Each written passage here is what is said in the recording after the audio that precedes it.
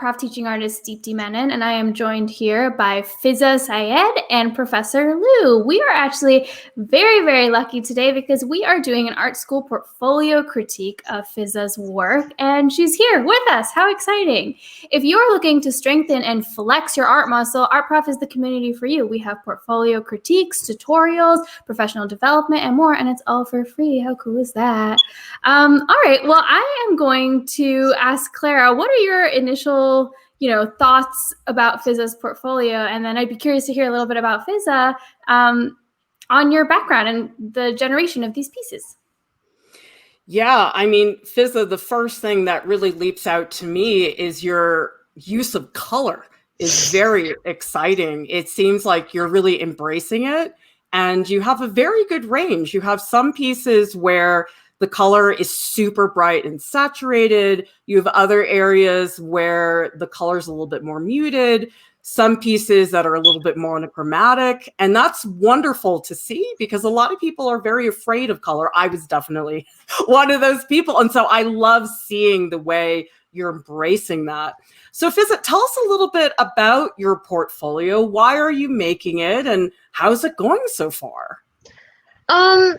It's going, I'd say okay, and I'm making it so that I could apply to art schools and hopefully get out of state. Yeah, and I like to use my artwork, my portfolio as a means of communication because I'm not very good at talking. Deepti, what's your first impression of Fiza's overall portfolio?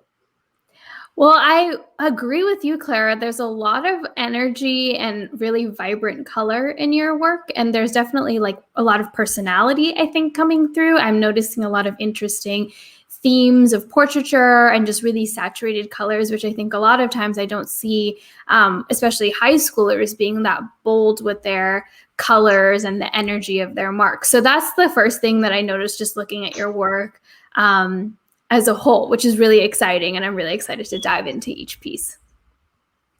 All right, let's move on to the first piece.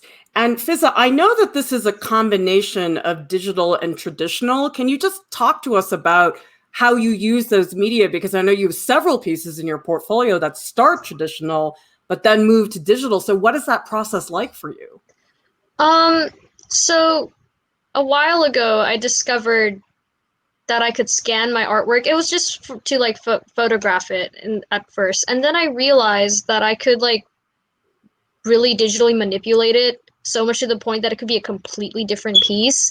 So I tried to push that further and I ended up with some interesting results and I just couldn't stop doing it after that. Deepti, what's your take on this piece? I think the color and lighting in this piece is really, really exciting. It reminds me a little bit of Rembrandt, just the, single light source illuminating a figure, which is really cool. And I like how it has almost like, it reminds me of like a child in their bedroom in the middle of the night doing something really intimate, which has a really nice feeling. And a lot of times it's hard to create that sort of intimate moment and childlike experience that's so specific that I think this piece has. So I think you're capturing that really nicely. Clara, what do you feel when you look at this piece initially? Oh, absolutely. That glow, I think, is just really mesmerizing. And actually, a lot of it has to do more with the person than it does with the doll, because that really dramatic cast shadow that's going across the face, that is really clear. And then the way you have the little highlights touching the bits of the facial features is really, really good. That's really carrying the piece, which is why I find the doll actually less interesting, because the face on the doll doesn't really show light at all. I mean, there's the glow of the yellow around the body, but I wish there was glow in the face, maybe a shift of some brightness in there, because the glow is not really happening. And I feel like the hair in the doll is a little bit flat. So those are some things you could consider. Another thing is I really wish the piece was either cropped at the top or that there was a hint of something else in the background. What do you think about that, Deepti? I agree. I think that there's so much lush like color changes in the face happening, and even it's really beautifully done, the face, and it's really lush and juicy. And then I think the stark background is just this flat black. It doesn't really give us a lot, but my eyes really do get stuck there because it's so different than the rest of the page. And I think that again, with Rembrandt, a lot of Rembrandt's work, there is like a really dark background and it looks flat a lot of times in photography, but actually it is composed of all these different colors and there is a lot of depth to it in real life. So I would encourage you to maybe activate that space a little bit, because I feel like the narrative for me in this piece is really strong, and the thing that's really capturing me, even the gaze of the person looking at this doll really says a lot. The way that there's like a slight smile on their face, you know, there's a really strong narrative here, which I think is a huge plus with this piece. It's really hard to do that. So could you tell us a little bit more through the background? Or if you'd like to focus on just this relationship between figure and doll, then I do think what Clara says about cropping it would be interesting. I was curious about this light source because it is a little bit strange. I'm not sure exactly what I'm looking at, if it's a lamp behind the doll or if the doll itself is illuminating. Because then when Clara, you were talking about the doll's color being a little bit flat and strange with the lighting, I was like, maybe it's because the light's coming off of that doll. So I was wondering if maybe the background or that, you know, negative black space could help us understand a little bit of the light source, and is it bouncing off of things in the back? Is it contained? I don't know, Clara, what do you think about the light source? It's a little confusing. I feel like it's the outfit of the doll that's glowing. I don't know, Fiza, did you have something in particular you were trying to do there? It was supposed to be the doll glowing, but now that you guys are telling me, I can see what you mean. The background should have should be able to tell that there's light bouncing off the walls or something. But yeah, it's supposed to be the doll. I do like this comment from Seven Angelic. They're saying something lurking in the background would be so cool to build off the story. And Emma is saying, I love the lighting. The strong shadow on the face helps with the somber atmosphere. All right, let's take a look at this piece. Deepti, what's your first impression, your cold read without Fiza explaining anything? I really love the energy of this piece, and kind of like, again, there's an interesting narrative. I see a lot of duality, and it for some reason feels very personal and almost like a self-portrait. I think what I'm really noticing though is the lack of background and general space for it makes it feel kind of like a sketchbook page for me rather than a full portfolio piece, which I don't know what your intention with this was, but I do think that it has like a sketchiness to it and a really loose quality to it, but that paired with the lack of space and context kind of makes it seem either unfinished or like it's a sketchbook page. But what do you think, Clara? Yeah, I'm not sure which it's supposed to be, because usually sketchbook pages are really messy and there's writing and stuff all over the place. But I don't know that I buy it as a full out finished artwork either. So Fiza, which one is it for you? It was supposed to be a sketchbook page. It is in my sketchbook. But it's like the before and after of my work. So I just put it, I wanted to make an interesting Instagram post. That's why it ended up like that. So yeah, that's why it's like that. I don't like having white backgrounds on my Instagram feed because I'm very particular about my aesthetic. So that's why it's like that. I mean, I think it's fine to make stuff for Instagram. I think plenty of artists do that. I just think if you want it to be a sketchbook page, especially in the context of an art school portfolio, you have to make it really clear that it's a sketchbook page. Like oftentimes people show the whole spread so you can see the binding down the middle and it's very evident, because for me, I was not seeing this as a sketchbook page. I was seeing it as an unresolved piece that you were trying to finish but didn't for one reason or another. So just be really clear about which one it's supposed to be. Deepti, what do you think? I agree. And I also just want to note for art school portfolios, oftentimes you're limited to only 20 pieces, or like you really have to be super specific on how much you can show. So if you are including a sketchbook page, I would say like, what I did when I was submitting my art school portfolio was put a bunch of sketchbook pages and photograph them together as one. So it's like kind of an opportunity for them to see my process, but not focus on every single one as its own full-fledged individual piece, kind of like this one is calling our attention to. You know, this in your portfolio right now, as you're presenting it, is one of 10 that we're spending time on. So if you wanted to, you could just put a lot of your sketchbook pages and be like, here is my process, and present that as one piece, which is something that I did. And that could be a really exciting way of showing, you know, this process before and after, but also taking a little bit of that weight of a full-fledged final piece out of it. And I would just say, in terms of the character you're designing, one thing I would try to be more conscious of is the silhouette of our character, because I feel like in this one, you're getting a little bit too distracted by the texture of the hair, the glossiness of the lip. Like, you're doing all this stuff inside the figure. But if I just trace the contour of the figure, I don't think it's that interesting. I feel like I want more distortion, or maybe you stretch the figure more, or maybe there's some more shapes that push out. So you might take a look at some more character stuff. Okay, Fiza, what material is this? This is acrylic, watercolor, and gouache, and then I also used hot glue and then like floral filling thing to make the geode thingy. Yeah. Cool. Deepti, what's your first take? I think what I'm noticing is that I really am responding well to your color choices here. I think that's like one of the most interesting parts of this piece is the colors and how they work together, and you're really using warm and cool colors together in a way that I think works nicely and creates an interesting figure. I will say that even the way that the body is posed and the fact that there is light hitting onto the face, and because we saw that piece at the beginning, I would encourage you to really maybe push the contrast in this piece and make that lighting situation a little bit more clear, because I do feel like, especially with the pose that you've chosen, this character or figure is responding to the light.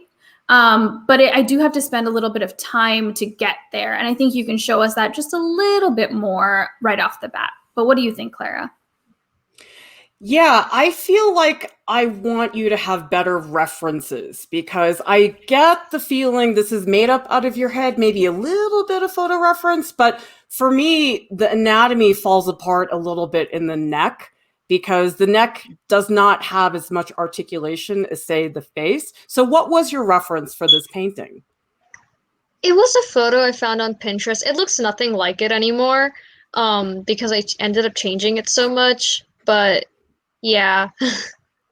I mean, that's good that you manipulated it so much, but I will tell you that I think in general, Pinterest is not great for pictures of people, because I don't know if you've seen this, Deepti, but everybody on Pinterest is just so smooth and so glowy, and there's just so much makeup, and a lot of people just don't look very real. And so you miss out on a lot of details, like the pores in a face or the wrinkles. Like, it's a little bit too curated. So I would recommend that you think about taking your own reference photos. Get a friend or a family member. You don't need it to look like them, but then you can make your own lighting situation, because the light, I agree, is an important part of this. But you know what? My favorite part of this portrait is the whole geode thing. I think that is strange and almost, I don't know, it makes me squirm a little bit. It's a little bit uncomfortable, which is really cool when you think about how the face is so elegant and graceful. What do you think about the geodes, Deepti? I was actually, well, as you were talking about Pinterest and their airbrushed people that you find on there, I was curious if the model was specifically chosen because there is this duality between her exterior being kind of perfect almost, and she is clearly very beautiful and elegant, but then this gritty interior, like a geode is very beautiful, but it's also rough and kind of gritty, and it's a product of the earth, and it's very natural and not, you know, airbrushed and clean and poreless. So I would be really curious about that duality, because that's the thing that is really drawing me, other than this wonderful color scheme, is this geode and this crack in this figure's exterior. But I'm also, it makes me wonder, like, why, you know, what is the artist trying to tell me with this geode? Like, I'm craving a little bit more of understanding, because it kind of feels like a portrait of a beautiful woman with like a cool concept put on top of it, but I'm not really understanding the correlation or why. But I'm curious, Clara, do you have thoughts on like, you know, what the artist is trying to say, maybe before we ask the artist, using this geode as a motif? I mean, maybe this is too dramatic, but I feel like she's almost rotting from the inside. Like there's something really not good happening inside, but then you have this beautiful face that feels so tranquil. I don't know. Am I reading too much into it, Fiza? Well, you're kind of there, but I was kind of like trying to do some sort of beautification of skin diseases. That's what I was trying to go for. Yeah, because if you've ever seen, like recently, they've started using more, they've been more inclusive with the models that they use in magazines and stuff. So I was kind of thinking about that. Yeah. Yeah, I think that I wouldn't have thought skin diseases just because there's such a clear cut out shape. And so for me, I didn't make that association. So yeah, I would think that through a little bit more because I didn't get that impression.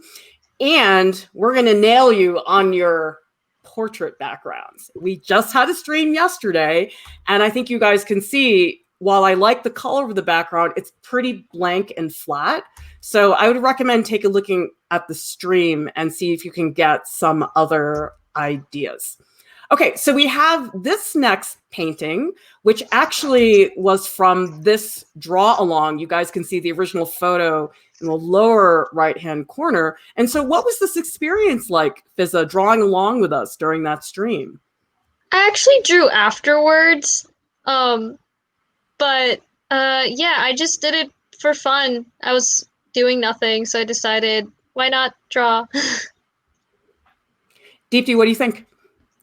I am really drawn again to your color choices here. I think it adds an added level of like spookiness almost. Maybe it's because we're in October and I live in the US and Halloween's a thing. It feels very, you know, almost like Frankenstein-y because of the colors and the figure, you know, even the original photo, it's a very intriguing figure with very interesting facial structure. What I also love is your energetic marks in the face. Like there's really a lot of movement and energy happening here. And I do enjoy that you are playing around with the facial structure. Like I think you're doing a really good job with the cheekbones and the anatomy. Like I'm seeing you really carving out the face in a way that's really based in structure and not just lines. So I think that's really great. I would again say in this piece, maybe background is something that you can play with. I do really enjoy that you're playing with lighting and you have this really stark contrast. But I wonder, you know, how can you, you know, I'm curious why you use this bright green. That's like a clear artistic choice. And I'm wondering, there's something there. And could you tell us a little bit more with using the background? But Clara, what are you thinking about the background and the overall figure? I mean, Fiza, I love the brushwork on the face. Do you guys see how there's these like dry brush strokes and how there's paint layered on top of other paint and yet some of the green is showing through the white? That layering is really nicely done. And like Deepti said, you do have a very bold, powerful approach to your brushwork, which I just love. That said, though, you like your black backgrounds a little too much. This is sort of similar to the first piece we saw where it just is like flat black. So what I would recommend you do, take a look at some Caravaggio paintings, because a lot of Caravaggio paintings, they look like they're flat black. But if you see them in person, I'm not saying jet off to Italy right this second, but he does hide things in the background. Like you'll notice little rocks that are maybe not that dramatic, but they're there. And so I feel like right now you're a little bit reliant on the black to just cover stuff. But I don't think you want that. I think you want to give that black some depth, because I sort of feel like, especially the lower right-hand corner, you go, oh, it's black, fill. You know, it's like you shouldn't treat it like a paint bucket tool in Photoshop. Instead, you want to build that up because the cheekbone on the right is gorgeous. I want more of that in the background. I was going to note quickly that there's this funny comment from Angelic Enigma that says Frankenstein's monster on a spa day. And I was just going to say, like, even though this was a draw along based off of a famous portrait photo, that doesn't mean that you have to, use that as your narrative. And the comments right now are showing so many interesting narratives just based off of your color scheme that you've used and how you've created energy in your piece. And I think you should really run with that and like use your background, because the background is such a big part of your piece. Totally reinvent this. And I love this Frankenstein's monster on a spa day motif. And, you can create so many narratives based off of, a draw along that we do. And the background is there to help push that narrative. So definitely don't, brush that away. Use the backgrounds because it's yours to use. All right, let's take a look at this piece. What kind of material is this, Fiza? Marker, oil pastel, and this just fat permanent marker that I found. Yeah. Great. What's your first take, Deepti? One thing I noticed is that you do use a lot of different materials in your pieces, which I am really enjoying. Again, this one, I really, really like your color choices. I think the purple and yellow work nice together to create like a mood and lighting. And I think this is one of your pieces where actually it has a center composition, which I generally tell people not to do, but I think the center composition here is working because it's paired along with a really interesting use of depth and space. And I also am enjoying the kind of loose, brushy, textural, quality that it has from the marker and all the different materials. I think, although I don't mind the center composition, I would continue to play around with the composition a little bit. I'm wishing it was tilted down a little bit so there was a little bit less of the space on top, and maybe we could see a little bit more on the bottom, because it feels really crowded, in the bottom half, and then really my eye doesn't really go to the top half. I'm curious, Fiza, do you do thumbnail sketches when you're working, for final pieces? What's your process before you go into a final piece? I mostly just like take pictures and then I cut out parts and then I collage them together. And then sometimes I would do thumbnail sketches, but I have such a hard time visualizing things in my head, and references kind of make me feel dependent. And I don't know, I need to do more thumbnail sketches. I get told that like a lot. Yeah. Yeah, I mean, Fiza, I think everybody has trouble visualizing in their head, and that's why you want to do those thumbnail sketches, so you can actually see the picture in front of you and make those changes. Sometimes I think something's a great idea in my head and I draw it looks terrible. So I think you really have to put it down on paper. That's going to help a lot. Elizabeth is saying, try mixing your own blacks to create purple and browns in addition to blacks. That is a great suggestion, because Fiza, I get the feeling you're using a lot of straight black paint. Is that the case? I use India ink. A lot of India ink. Yeah, India ink is straight black. So the suggestion to mix, I think, would be a lot better. But I'll tell you, people love your colors. Like Moonbeam is saying, my goodness, the colors keep getting better. And they are also saying, I love the pink transition shade in the top of that doorway. So you're so good at color. What you do have to do, though, spend more time on this piece. I think that it's not there yet. I feel like I see a lot of blank parts of the canvas. There are a lot of sections that feel like a good beginning, but are not really developed enough. Like, Fiza, when you finished this piece, were you like, oh yeah, definitely done? Or were you sort of on the fence? I never drew this like with the intention of making any sort of final piece. It's more like a therapeutic drawing. So I didn't think too much while making this at all. But yeah, I could see why it looks so unfinished, especially near the door. There's like nothing separating the ground and the wall. So yeah. I think mean, it's fine. Go ahead, Deepti. I think that, if you are creating this piece for a portfolio, you really want to like stress the importance of why it's in your portfolio and what it's showing about you as an artist. And I think, again, like I really enjoy the narratives in a lot of your pieces, but I feel like they're all like almost there, but not fully there. But this one is so interesting. It almost feels like the house is kind of like maybe recently moved into. It feels very empty. A lot of people in the comments are saying it gives them dreamy feelings. And I wonder, if you could give us a couple more details of like what's on the fridge. Like, I'm so curious, what's taped up on the fridge? Could you give us a little bit more? Or is it takeout menus? Is that a TV, that black space on the left? Is that a TV? What is that? Just a little bit more, because I don't think you need to go crazy and make this a completely finished piece. But I agree with Clara that, I think that it does read as unfinished right now. But I think that having a little bit more intention with the piece, it doesn't always have to start with intention, but, to get to an end point, finding some intention and really, tying it together with that intention could really just like put a bow on it. Okay, so we have this next piece. Is this a collage, Fiza? No, it's actually a really messy panorama that I took. Yeah, I was trying to get like a panorama of like how messy my floor was, but I shook my hand so much that I got all these weird distortions. And I was like, wait, this is kind of cool. So yeah, that's what it is. So it's a photo of your art supplies and paintings? Yeah, because I was like really angry and I was trying to take a picture of like the aftermath of like my work whenever I'm done finishing like a painting.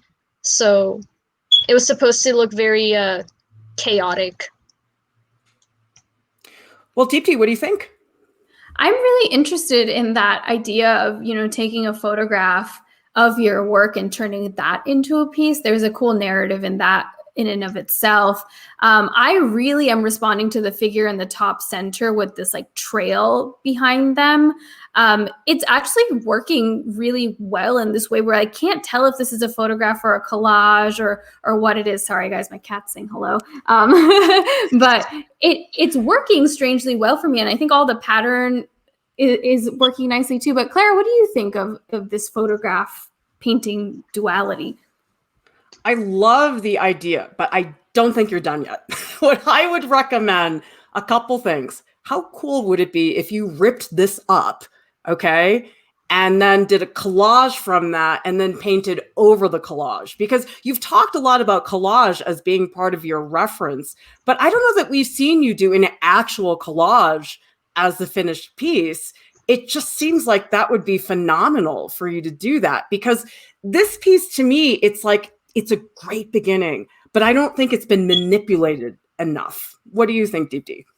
Yeah, as you were saying that, I was like, I feel like there's a really strong idea here and a really strong, like, happy mistake, like you were talking about, but it isn't like fully developed. Like, you have this really interesting mistake and you're like, okay, cool. But I think I want you to sit on that and think about what you just created with this like accidental panorama and this feeling of anger and frustration. And, like Clara said, with the ripping of the paper and stuff, like show that anger and frustration, because when I look at this, I don't see anger and frustration. I see like, pattern work, maybe kind of like a lot of things going on, but show, that mental state that you're in and show the reason for creating this piece. So maybe printing it out, painting on top of it, ripping it, do a couple, like steps and really dive into it, because I'm a huge fan of like, go 50 steps forward and then reel yourself back. And I think this idea and this process is clearly something that's very interesting. So take the 50 steps, go a little nuts. And then, maybe in that process, you'll end up with something you really like, or just, take a couple steps back. All right, let's take a look at this piece, which I believe is a combination of traditional and also some digital. Is that correct, Fiza? Yes. Cool. All right. Well, what do you think, Deepti? It's interesting because I thought it was all digital at first, but now as I'm looking at it more, I'm seeing, of course, there's like maybe a little bit of acrylic in there or marker. So I really like, again, that you're using multiple mediums and experimenting that way. What's working really well for me in this piece is the scales on this dragon. I think the way that light is reflecting and the process of mark making. I like that you're not drawing each scale on the dragon. You're just showing us a little bit to give us a sense of texture here. I do think, again, composition and space is the area you can work on here. I think the composition is a little bit awkward with the dragon almost touching that left-hand side and again being a center composition. It's interesting because what I'm seeing is this really free spirit blowing fire and being really like rah, but it feels really confined in the space that it's in, and I think that's a composition issue. Clara, what do you feel about this piece? I mean, I think a larger issue I see with the composition is that the smoke that the dragon is breathing is totally opaque. And I feel like I should see the dragon's body underneath the smoke. And then it'd be really cool if maybe the body of the dragon keeps continuing towards the bottom. So maybe it comes really close to us and goes off the page. Because I agree, I sort of feel like the dragon stops once it hits the smoke, and I want it to feel like it's continuing, because I get the feeling that's a very big creature, that it takes up a lot of room, but you're confining it a little bit too much to the center of the composition. And I just want to point out this comment from Emily, who says, love how many narratives I can find and interpret in Fiza's work. And Seven Angelic says, it's like reality is melting. I like it. And Moonbeam says, could use some variation in those strokes in the fire. Looks almost like the curved yellow bits are copy and pasted.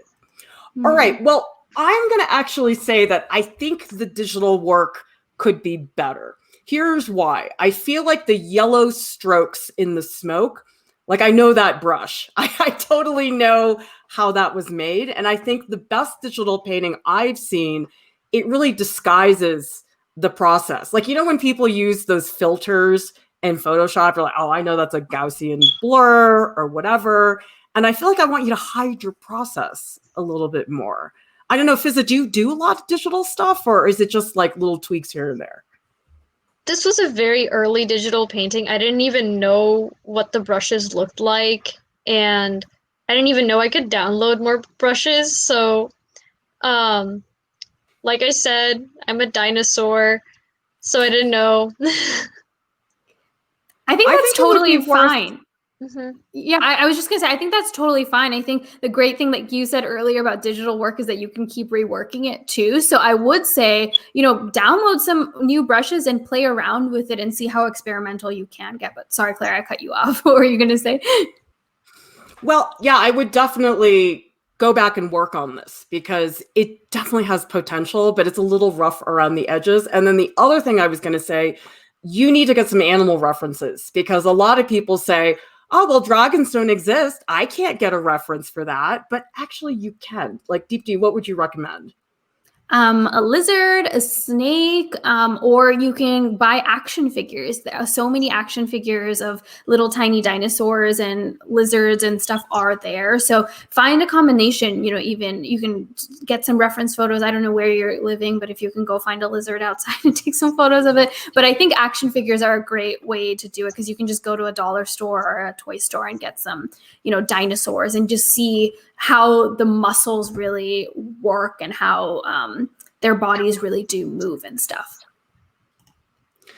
All right, so let's take a look at this. Is this all painting, Fiza? What's the material? It's all painting. Yeah, it's all painting. And was this painted from life or imagination or what? Painted from life. Okay, cool. Did you set up the still life, or did a teacher set it up for you? I set it up myself. Okay. What do you think, Deepti?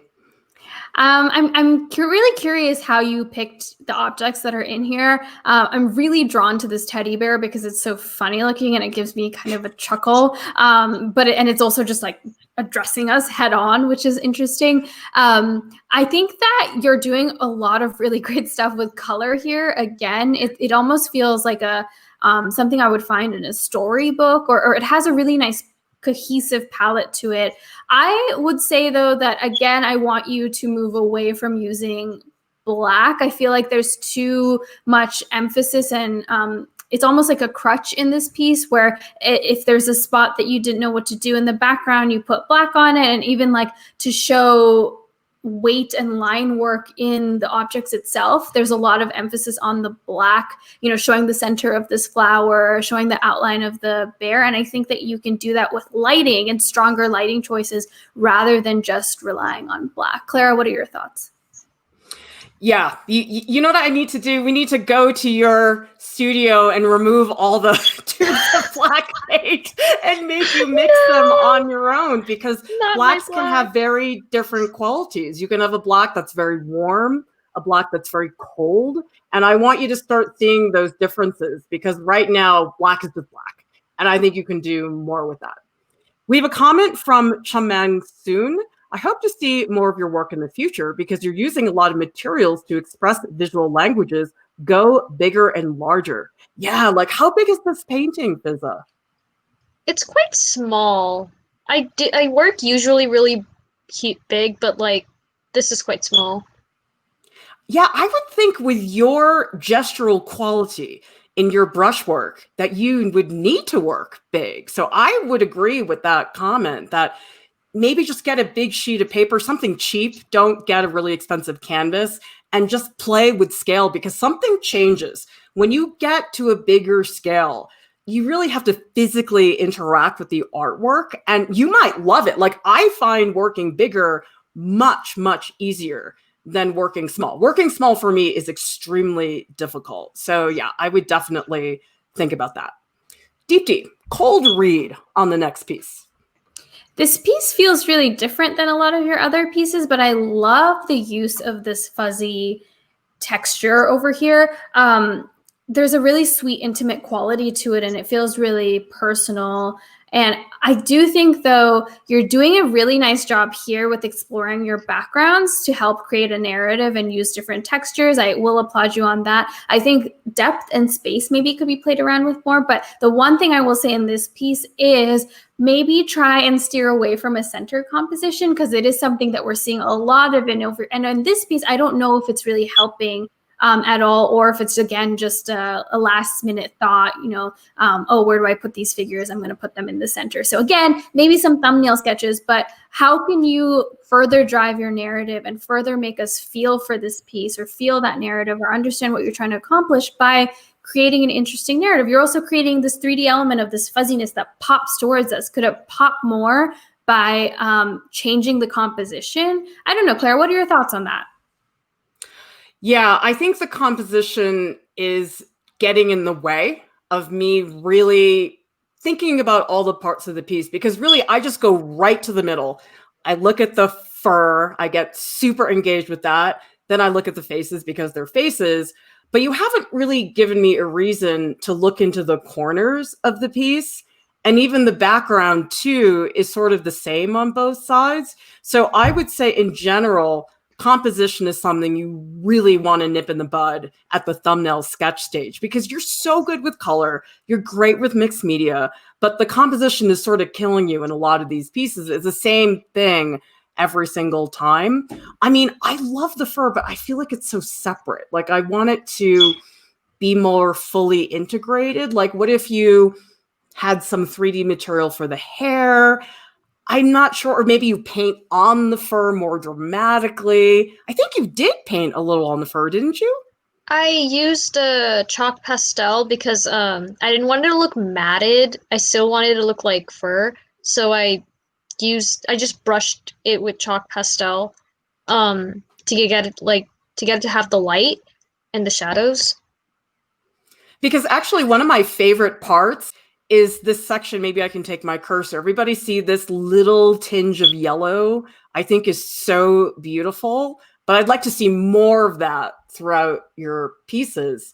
And I like this comment from Raindrops, who says, I suggest the lights in the back be more blurry, like a broken effect on photos. Yeah, because the lights stick out too much. What do you think, Deepti? Yeah, as I said earlier, I do think that depth and space is something that throughout your portfolio, but especially in this piece, can be played around with a little bit more. The lights actually seem to have as much detail as the faces do, and I don't think that lends well for space, and it's a bit distracting. So I think you can, give them a little bit less attention and create it more atmospherically. Like think about atmospheric perspective and how to create space through atmosphere. And so you could push those back and create a little bit more of a receding space. But again, think about the background as a way to push your narrative. Why do we care about these three people that we're looking at? What more can you tell us about their friendship through the background? It almost gives me sleepover vibes, but there's still a lot of like questions. It's almost there. I'm like, oh, it looks like a pink girl's bedroom. They're cuddling together. Is this like a sleepover? But it doesn't, there's a fine line where it's like, just enough ambiguity to keep you curious, but also enough that you're not like frustrated with the confusion. And I think right now I'm just kind of like, why do I care? Like, what is this? And it's kind of like a frustrating thing, but I think you just a little bit more and it could be like, oh, maybe it's that. Oh, and it creates like this level of like excitement and creating narrative. So just play with your backgrounds more and really use them because they're a strength. Okay, well, Fiza, I'm going to have you say a couple words about the next two slides so people know what they're looking at. So we have this first page and we have this page as well. Can you tell people what we're seeing? Okay, so I'm trying to make a installation / mural thing on over this patch I made on the wall. It's not very clear in the first photo, but it's there. And I'm trying to make this dual painting almost. So it starts off as one thing, but underneath it's actually something secret. And yeah. So we have like invisible UV paint. Yes. So that way when... And my bad, sorry. But I forgot to mention that it does also have the installation part is supposed to be the lantern blob thingies. They're supposed to be 3D. Yeah. Oh, wow. Okay. That's what going on in here. Spheres are. Okay, and you have not made this yet. This is like the No. planning stage. Yeah. Okay, Deep, do you have any suggestions at this point?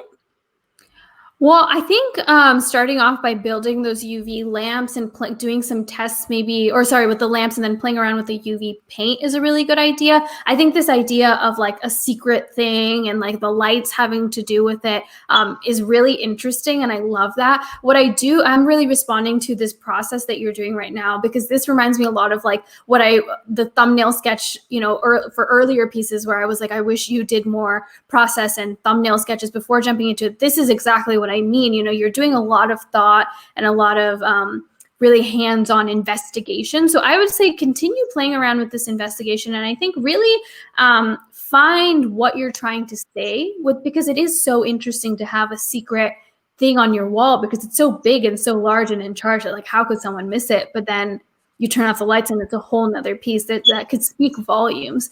Clara, what are your thoughts? Yeah, I'd love to see more contrast between the lights being on and the UV light. So for example, the image in the middle here looks very beautiful and tranquil. It's like a solar system view. But then I see you've written on the right-hand side, ooh, scandalous. Like make something scandalous. Like don't just comment that it's scandalous. I mean, you've written Fiza was here. But come on, you can be more scandalous than that. You can give us something where we really go, whoa, I thought this was so pretty and tranquil, but I guess not. So I love the concept. You should keep working on it. But I do think that the imagery in the UV light could be better. It feels like the first thought, which is fine. But you need to, I think, push that a lot further. Okay, Deepti, how about this piece?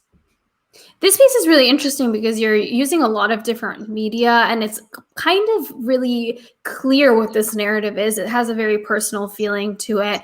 I will again say that I think that the center composition here isn't really doing much for the narrative. I think it again feels a little bit as a last minute choice to put this figure in the center. I do like how the paper is swirling around the figure and almost like engulfing them. It says a lot that way, but I think that it doesn't need to be a center composition to have it, swirling around. And again, the background, I think that these newspaper clippings is so interesting, and the shadows that they're making is really interesting. Why not incorporate that into the background rather than just putting a flat purple? Clara, I'd be really interested in what your thoughts are on the use of this like knitting yarn ball as the head. Yeah, I love the image. I think the newspaper pieces floating around, they're very chaotic, and also some of the Polaroids. I think those really make the composition. But there's a couple things I would consider. First of all, Fiza, I think the shadows, the darker purple, is that done digitally? Yes. Okay, I would get rid of that because it screams, I use this in Photoshop or whatever, and it just doesn't fit with the coarseness of the collage and also that beautiful brushwork in the shirt. I would just get rid of that. I think just a flat background and adding more newspaper pieces, some that are teeny, teeny, tiny, some that are breaking apart, and also it's a little convenient that none of the newspaper pieces are behind the figure. They're all sort of going around, and I'd love to see some of the pieces behind the figure, have a couple pieces in front. So it really feels like the figure is like in this storm of newspaper pieces. Right now, it's just too convenient. I would love for the yarn head, for the yarn to come down the figure so that it's not so much like yarn person. Like, I would love for that yarn to almost eat that body alive. I don't know, Deepti, is that too wacky? What do you think? No, I agree. I feel like what you're trying to do is create this feeling of being engulfed and this yarn really clouding your head or whoever this figure's is head, and this feeling of like having a lot of thoughts and needing to put it into something is what I'm reading here. But it just feels like you're scratching the surface with that actual emotion coming into this piece. Like, yeah, I agree with Clara. Really, make us feel like this figure is getting swarmed by these newspaper clippings. That yarn feels like a heavy ball. Really make it heavy. And I think with those shadows in the background, it feels like you're trying to play with the depth and space. But I think that, like Clara said, just adding a shadow feels like a quick fix. And I think you can do more. Like, I wonder, like, what if the background is all newspaper clippings and photographs, and you give us some big headlines to tell us a little bit, but we're really like searching through, almost like we're in that with you. Now we're in this like complete composition of just newspaper and yarn, and we're in there with you trying to come out of this thing. Make it a really visceral experience for the audience too. I like these comments. Moonbeam is saying, I'd like to see more overlap of the different elements.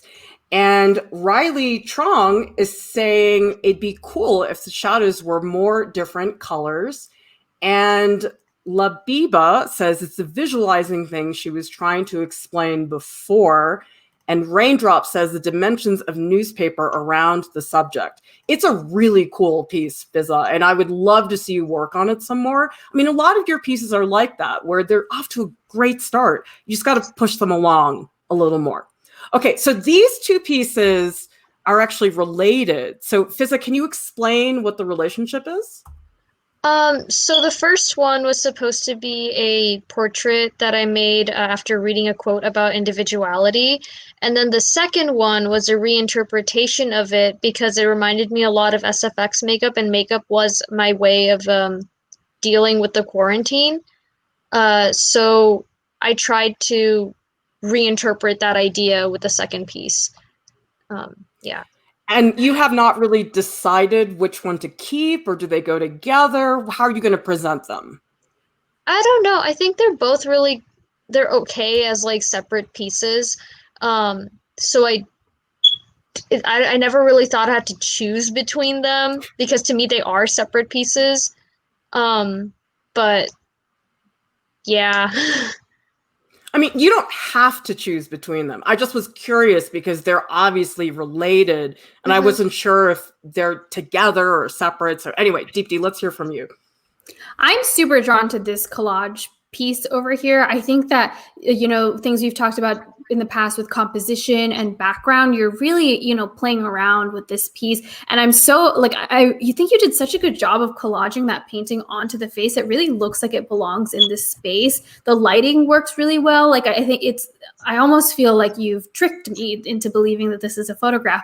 I do think with that other piece that you took the photograph of your workstation, this reminds me a little bit of that, where I feel like I almost want to see one more step of manipulation past this photograph. Like, what if you print this image out and frame it and create like a sculptural piece and it has a setting? Because I love the fact that, this is your narrative about the pandemic and you dealing with the pandemic, and there's that tiny word of coronavirus in the background. Like, there's so many layers. The messy bed, I think, could be interpreted as something. The fact that your skin is opening up can be interpreted as something. And I wonder if you, again, played with the manipulation a little bit more, printed this image out and put it somewhere, or added another layer, where could this image go? Clara, how are you responding to the piece? Yeah, I mean, I tend to like the second one better just because of depth. Like, there's so much more going on in terms of the space, because I feel like I'm the person who's holding the mirror, but then there's a bed in the background. So I feel like that alone makes the second one better, because this one, the background isn't really doing much. There's a splatter, there's a color, but as far as depth goes, there's not a lot going on. This one has that. However, I don't think it's done. I think that explore some other options. Like, what if you print this out and you paint over it? I think that could be very beautiful. So it really is a piece that goes through multiple stages. Like, it is a painting, it's a digital collage, it becomes a painting again. Like, I love this idea of many different stages that the artwork goes through, because it seems like a lot of people are really responding to the second piece. Like Emma saying, I like the second one. Ibque says, second one's better. It has a lot of story and complications to it. Makeup versus the disgusting blue pitch. Beauty versus disease. And Emily says, it'd be cool to make a triptych and have a performance piece of Fiza applying the makeup to go along with the other two. So you can see so many people are getting a reaction to the second one. But the thing is, you have to direct us. Like, you have to tell us where you want this image to go, because I just don't think it's done. Do you think it's done, Deepti? I agree. I want some more. And I was just thinking about, like, it almost feels like the brush should be moving. Like, I was thinking of cinemagraphs, and like, I think the wall, the pink wall, feels unfinished to me. So I was thinking about, like, what if this was framed and then put on the wall over there and then like reprinted, like it was like an image and an image. Like, that wall, I keep going there because it just feels too flat and it's so busy underneath. So I was like, you could really activate that space. And I like how this is so personal. It's about you, what you're living through right now, your makeup, and you created it. So think about like what you're living in. And like Clara said, there's different stages to creating these pieces, but there's also a lot of different stages to surviving this pandemic, being a high schooler, all of that. And it's so personal. I assume that's your bed. Maybe you're the model in it. What's another level past this that could tell us a little bit more about what your life is like right now? It's a really cool piece. It's got so many places it could go. You just have to keep going. And that's a good thing, because I think for a lot of people, it's tougher to be told, oh, you got to reset and change everything. But we're just saying, do more. That's all we really need to see in a lot of these pieces. If you guys would like to be considered to get a free portfolio critique here live on YouTube, we do have this submission form. So what you guys want to do is go to artprof.org, click on tutorials. And if you scroll down, you want to go to the Art School Portfolios Guide. And we have information there on how to prepare an art school portfolio. And I guess I should show a slide of where the button is. Anyway, if you can't find it, the link is in the video description below. You guys can find that. We have lots of other art school portfolio critiques for you guys to take a look at. And Art Prof has a podcast. It's available on Spotify and also on iTunes.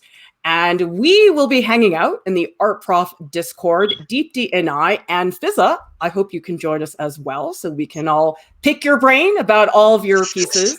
The invite link is in the video description below. Please subscribe to our channel and join the Art Prof family. And thank you to our top Patreon supporters who make everything possible so that our content is always 100% free. Thank you to everybody for your questions, your comments, and of course, thank you so much, Fiza, for joining us, for sharing your work with us. Good luck to you. I think you're going to do great. Everybody, thank you so much for watching. We'll see you next time.